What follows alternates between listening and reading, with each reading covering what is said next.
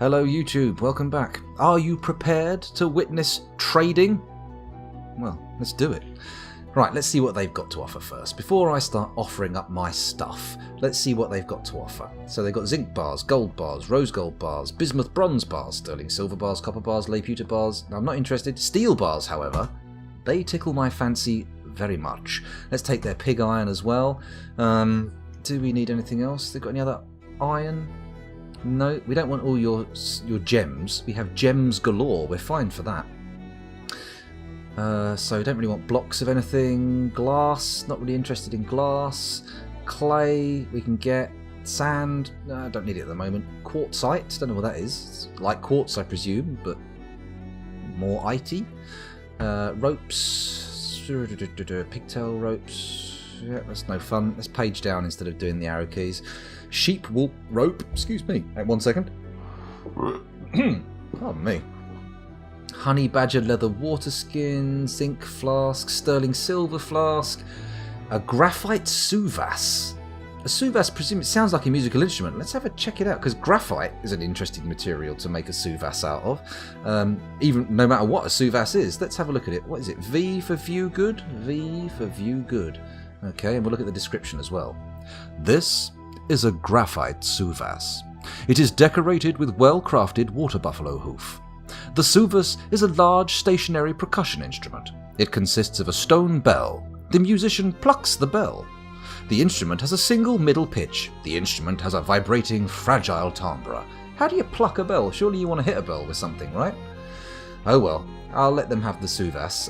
What's an astel? There's loads of different musical instruments here. Let's have a look at the astel. This is a well-crafted bismuth bronze astel. The keyboard is made from bismuthinite. The body is made from bismuth bronze. The bellows is made from deer leather.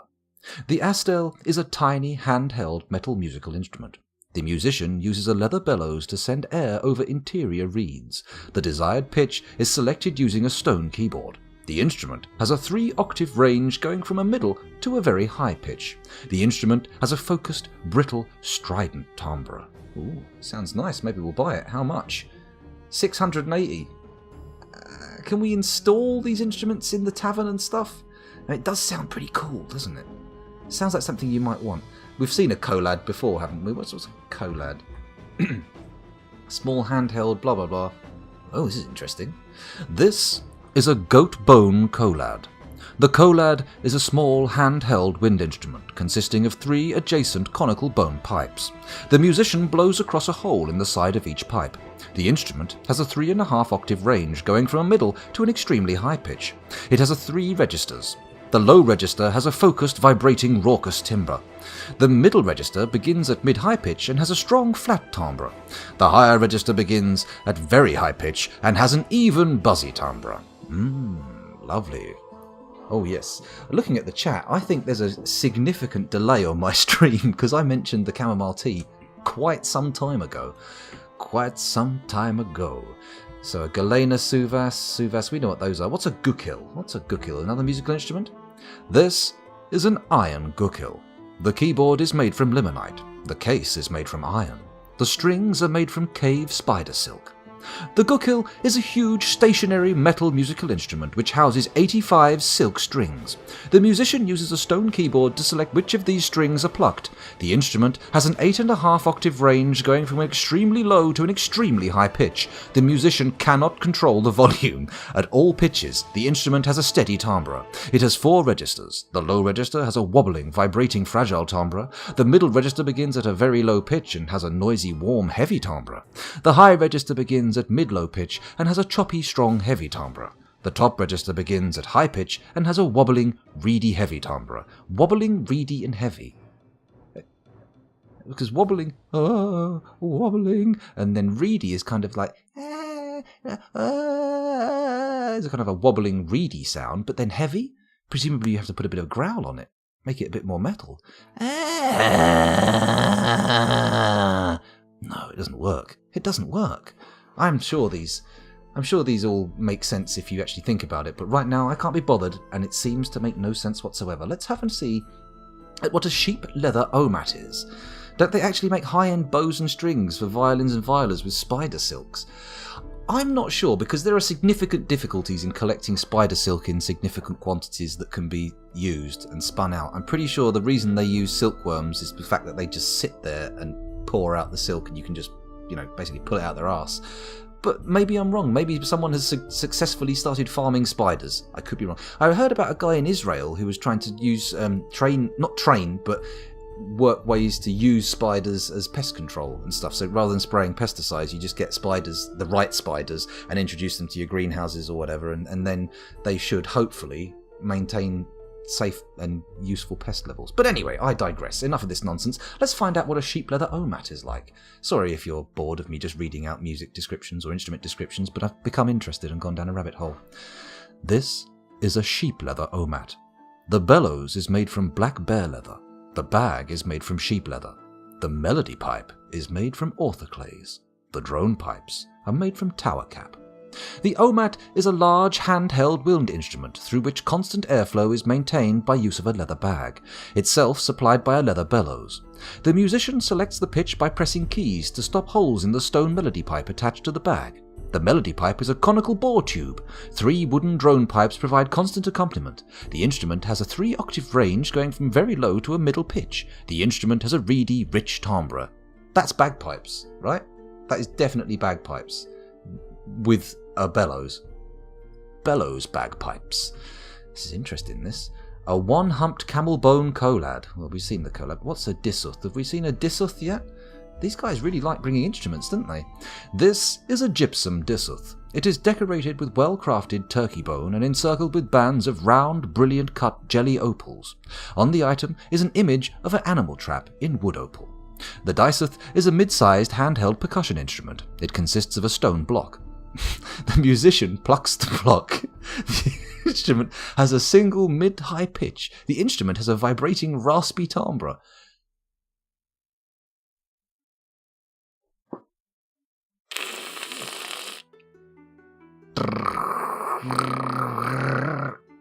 Is it like when you drag your finger across something that makes it squeak? Are we hearing... Is this... That's going to sound terrible in the microphone. Can I make my finger squeak on here? No. Interesting. Oh, fizzy. Was also moved to tears. I won't go into reasons. Oh my goodness.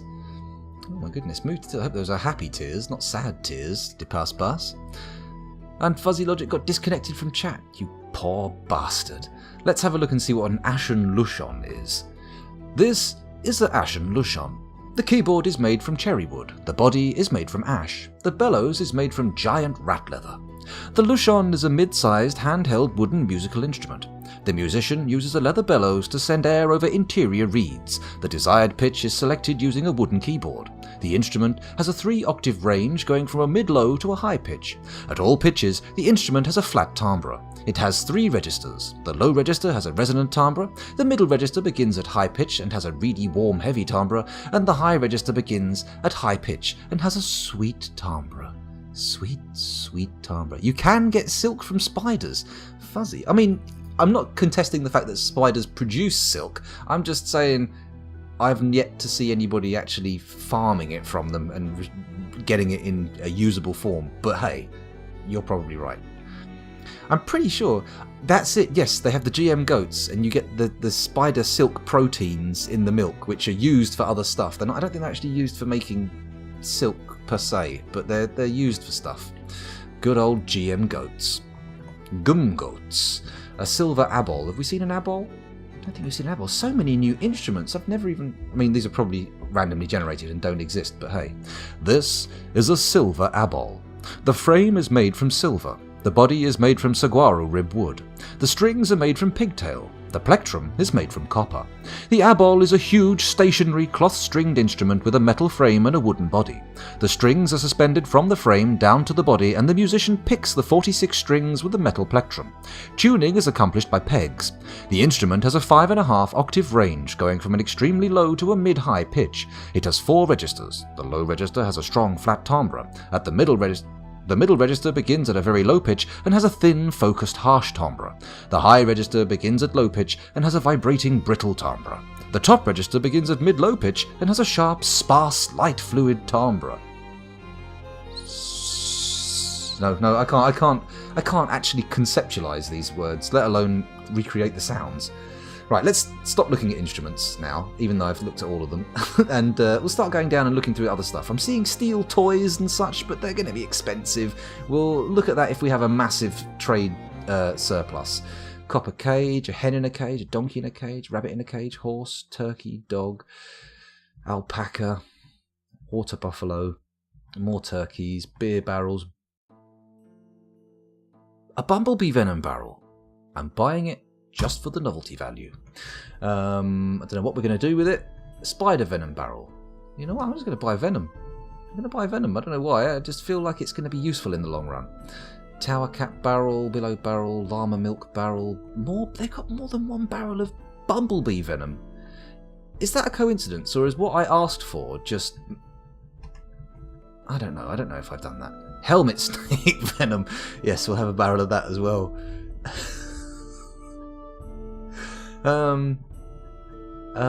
Let's keep going down. Tickled by the helmet snake there.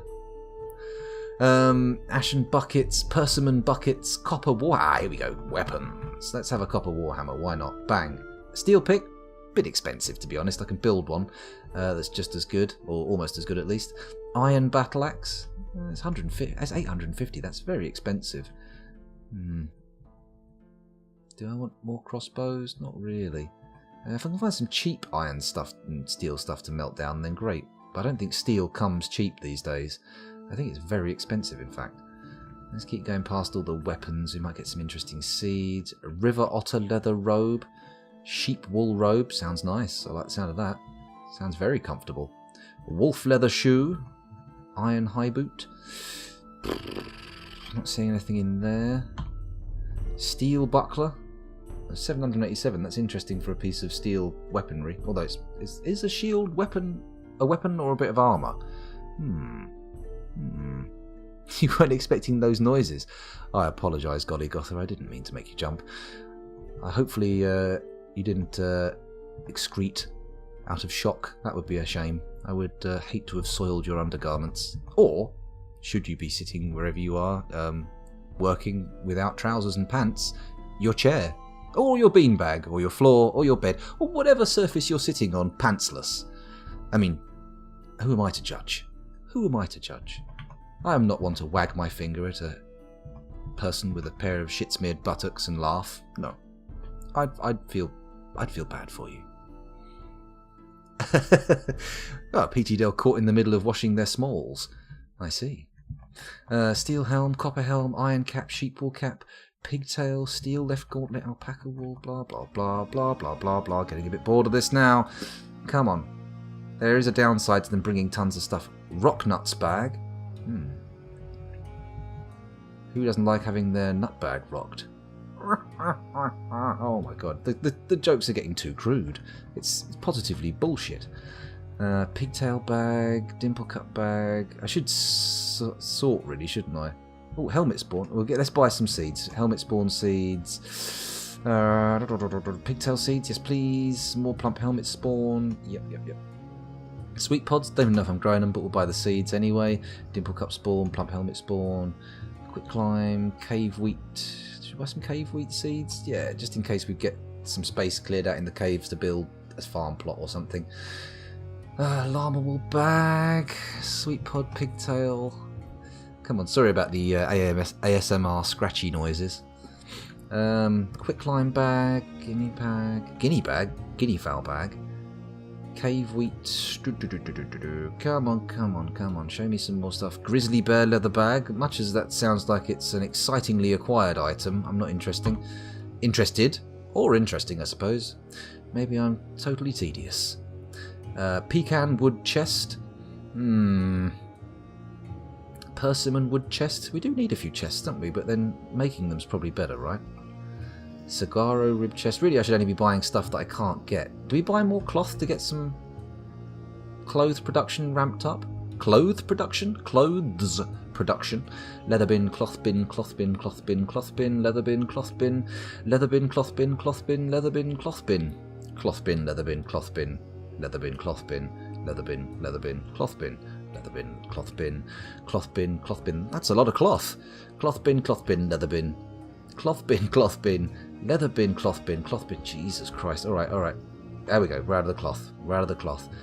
A cherrywood figurine of a forgotten beast. It's a figurine of a forgotten beast. Well, we don't have to buy it to look at it, so let's have a little peek. This is a cherrywood figurine of a forgotten beast. The item is an image of a forgotten beast in cherrywood. Oh, very specific. Thank you very much. I'm so glad you told me all about that. Bronze bolts, steel bolts, silver bolts.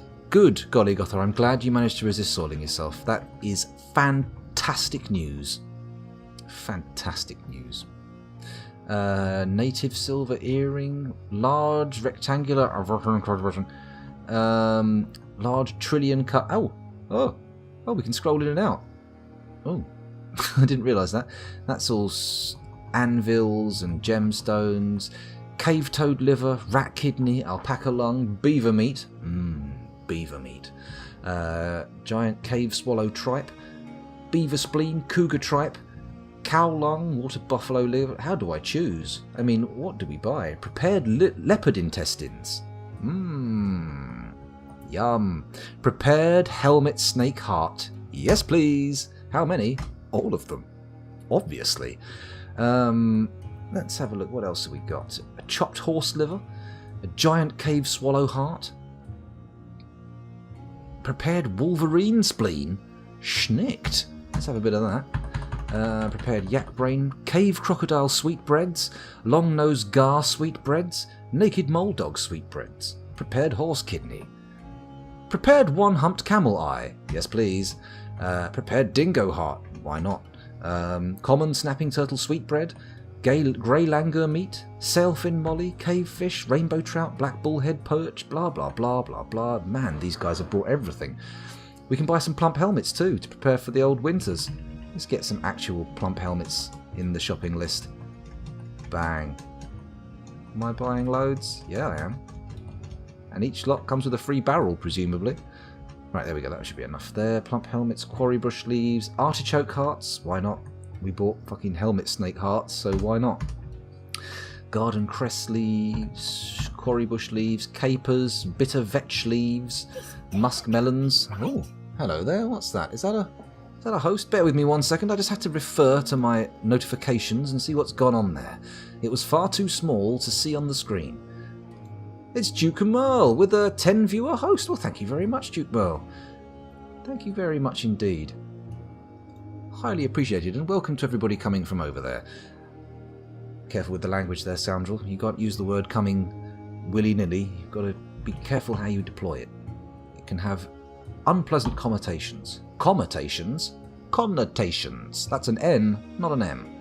Should we buy some musk melons? I don't know what they are, but they sound tasty. Nah, let's go down again. Sheep wool yarn. Hopefully this will notify me when I get to the end of the list, and I won't just keep endlessly cycling through this list of wolverine leather trousers and steel chain leggings. I'm pretty sure we haven't seen any of this stuff before. I definitely haven't seen a Kakapo leather quiver. I mean, that sounds like a name of a band or something. Welcome to London. We are Kakapo Leather Quiver, and this is our song. A large serrated bronze disc. Ooh, now you're talking my language. Trap components? Yes, I think I might, except I'm not going to. Cheese, reindeer cheese, donkey cheese, llama cheese, horse cheese, pig cheese. Yep, all the cheese. Lots of splints and crutches. Crutches, splint. A keyboard. Okay. For the love of the struggle of animals. What? Let's have a look. This is an alpaca parchment scroll. The rollers are made from limonite. Written on the item is a manual entitled For the Love of the Struggle of Animals, authored by Elifa Mistybolt. It concerns the struggle for survival among creatures. The writing is throughout ornate and refined. Overall, the prose is passable. Okay.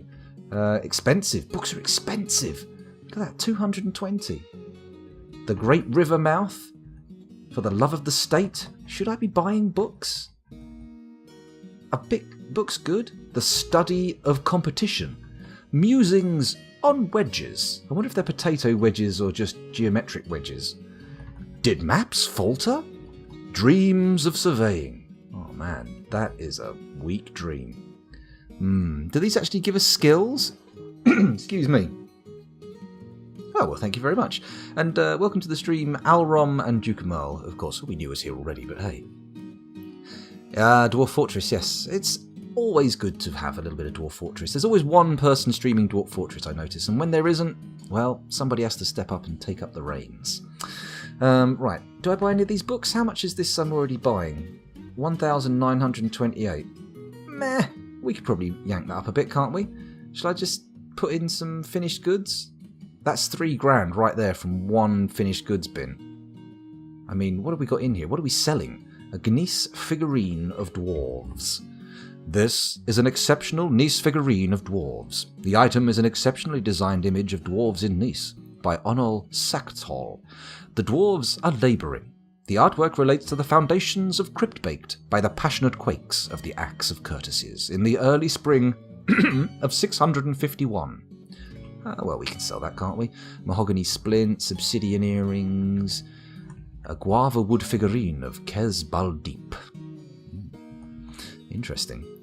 Yeah, we can afford some books. Let's buy a shitload of books as well. Maybe we can have a library. That'd be nice. Okay, so where are the books at? For the love of the state. For the love of the struggle of animals. Tides and the sun and other what's that? And other travesties. Tides and the sun and other travesties. What is this about? Tell me more. This is a giant cave swallow parchment scroll. The rollers are made from galena. Written on the item is a manual entitled Tides and the Sun and Other Travesties. Authored by Lycier Stildfog. It concerns the height of the tides, the moon, and the sun. The writing is full of force, and it contains some asides related to the author's preferences. Overall, the prose is masterful. Well, let us acquire this tome for our library. The study of competition? What are you all about? Let's have a look. Written on the... Oh, hang on a minute. I nearly skipped what it's made of. This is a giant earthworm parchment scroll. The rollers are made from marble. Oh, wow. Exotic. Written on the item is an essay entitled The Study of Competition, authored by Imimi Matched Beloved.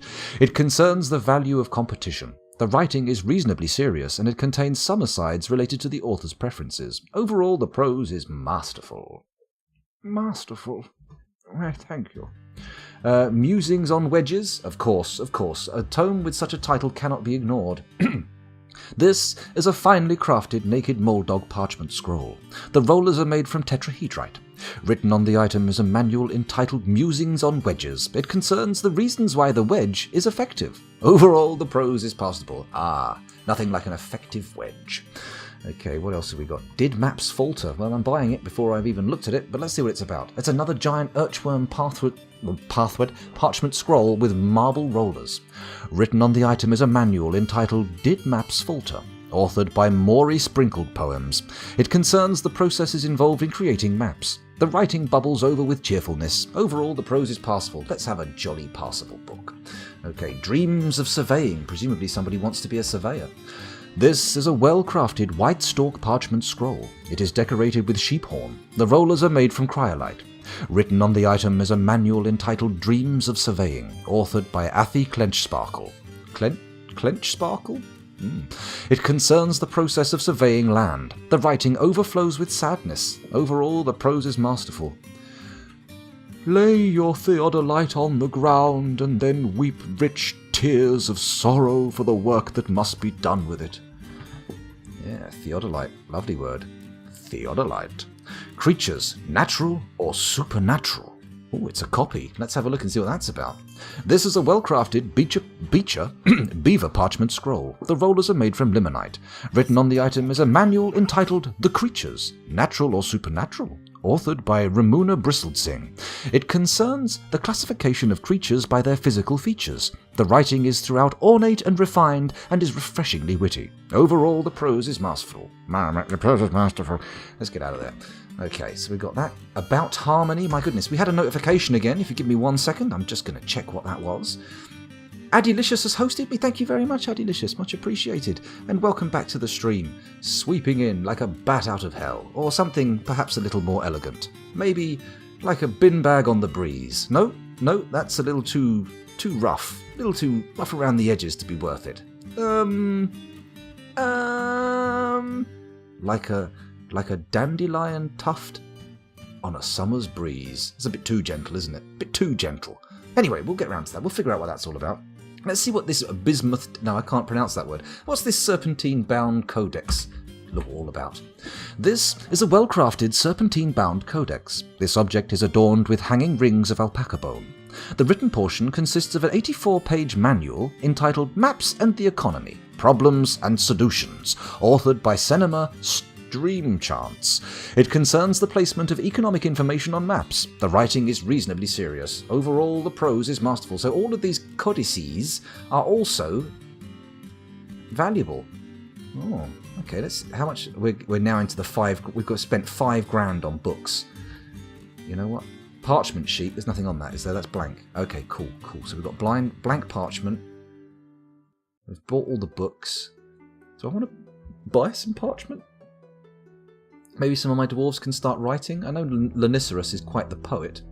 I think that's enough, actually. We've got enough there. So let's make a trade that they will accept. Excuse me. Got hiccups again. Oh my god. Excuse me. Right, here we go. Now I've put 5,629 credits up for value. Oh my god. But the guy's still losing 256. So... Whoa, I am not putting 141 grand. That's not 141 grand, that's 14 grand. Stop overinflating everything, scoundrel. So let's go to get the obsidian earring. This is thingy, splint. Oh my god, Nice figurine of Jazro flyer puzzling. Let's have a little look at that, see what's going on there. This is a superior quality Nice figurine of Jazro flyer puzzling. The item is a superiorly designed image of Jazro flyer puzzling, the human and Ethithi waxed work. The elf in Nice. Of course he's an elf. The elf by Onol Sakatol. Ethithi waxwork. Okay. Ethithi waxwork is striking down Jazro flyer puzzling. The artwork relates to the killing of the human Jazro flyer puzzling by the elf Ethithi waxwork and in the forests of equality, the late summer of 644 during Asala Uther, the clashes of crushing. Okay, very exciting, but let's get back on point now. Let's get this trade value up nice and high. Sorry for the rattly sounds. Oh, shit. Oh, he's making £1.5 grand, is he? Not quite. He's got to take this as a trade. Let's do it. T. Are you sure you want to trade the selected goods? Yes. Yes, I am. Perhaps you'd consider this superior proposal. Shem seems willing to trade. The following fortress goods were added for the counteroffer. Large Goshenite, green zircon figurine of Della Helmroads, obsidian crown, obsidian earring, and Nice earring. You know what? I'm going to consider their offer. Did they add that? Did that stuff actually get added? Let's trade. Yes! Ah, wonderful. Thank you for your business. Shem seems ecstatic with the trading. Good stuff. Right, now, we can finally say trader no longer required, and he's going to take 1 billion years to get out of there by the looks of things. And then we'll say move goods to and from the depot. We'll take everything, please. Dum, dum, dum, dum, dum. There we go. That's everything, right? Nothing else is in there? Going through the pages of guff. No, it's all good. It's all good. Everything out. Bang! Okay, so... Wow, 28 minutes of recording. That's an entire YouTube video of nothing but me going through a trade screen and reading item descriptions. Wow. For those of you watching the YouTube video, maybe I need to apologise. But then again, maybe I don't. Maybe it was exactly what you wanted. Perhaps you have reached the vinegar strokes, donned the jester's shoes, and finished your business perfectly in time with me finishing that little outburst of reading. And those of you who own the Profanosaurus will know exactly what that means, and those of you who don't will remain ignorant. Anyway, I recommend that book, actually. Roger's Profanosaurus, a huge volume of colloquial swearings from the UK, and yeah, from the UK. Which you could, in fact, get this. If you thought the mug plug was sick, check this out. I am about to drop mad plugs for myself. It's not even a plug. It's a crass commercial outburst. If you want to buy the Profanosaurus to improve your swearing ability, you could follow this link. Look at this. Look at this. I'm going to advertise a book on Amazon. Wow. God, I'm a proper capitalist now. Anyway, let's get back to business. Oh, actually, while I'm recommending books, I also recommend Bruce Campbell's autobiography, If Chins Could Kill, and the subsequent books he wrote. So check that out. Holy shit, chat's alive. What's going on? It's Addylicious and PT Dell having a little chat, and Duke of Merle chiming in as well. They're all doing good. A mug plug does sound dirty when you say it like that. Mug plug. Excuse me, how much for a mug plug? Yeah, no, that sounds awful, doesn't it? Yeah, we're all good. We're all good. Anyway, enough. Back to business. I can't be distracted by chat for too long. We've dilly-dallied and shilly-shallied for far too long. And I was right in the middle of saying goodbye to the YouTubers, wasn't I? Bye-bye, YouTubers. Have fun. Be careful. Don't die in the meantime. Do come back. Thank you. Bye-bye.